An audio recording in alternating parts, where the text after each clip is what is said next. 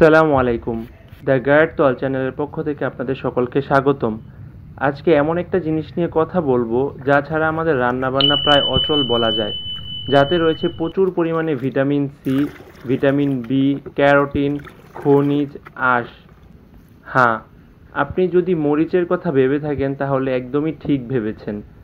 আজকে আমাদের video topic মরিচ চাষ সম্পর্কে। যদিও মরিচ 12 মাসই চাষ করা যায়, তবে এই সময় ফলন একটু বেশি হয়ে থাকে।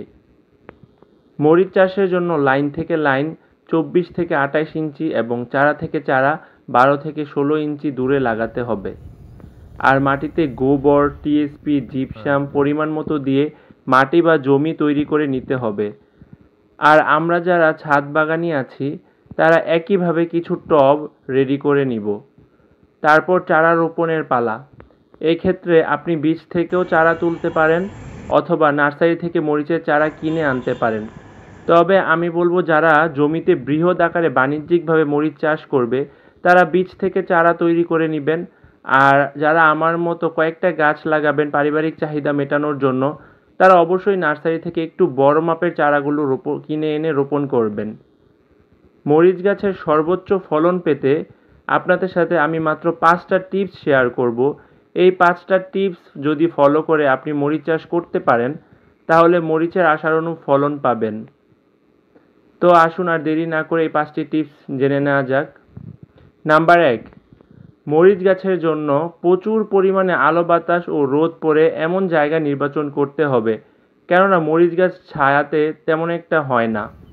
তো অবশ্যই আপনারা মরিচের জন্য প্রচুর পরিমাণে রোদ পড়ে এরকম জায়গা নির্ধারণ করবেন। নাম্বার 2, গাছের বয়স যখন 1 মাস হবে তখন গাছে দেখা যাবে প্রচুর পরিমাণে ডালপাল বের হবে। তখন মূল কাণ্ডটি উপরের দিকে রেখে নিচের দিকে যত ডালপাল থাকবে সবগুলোকে ভেঙে দিবেন বা কেটে দিবেন।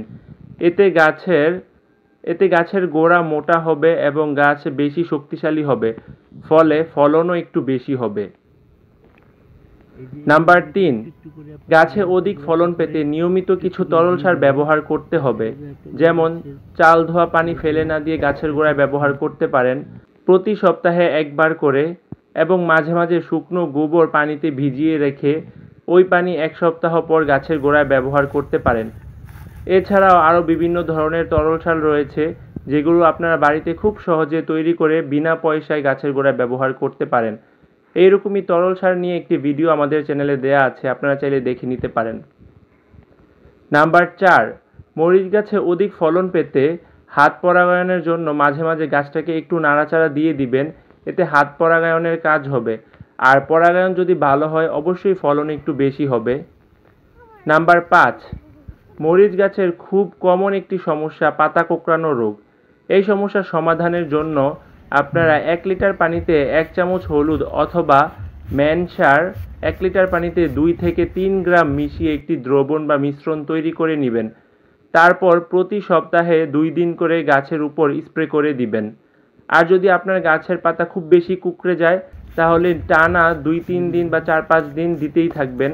এতে গাছের পাতা কোঁকড়ানো দূর হবে এবং গাছে অন্যান্য পোকামাকড় ও পিঁপড়ার আক্রমণ ঘটবে না, যাকে বলা যায় 1 দিলে 2 পাখি।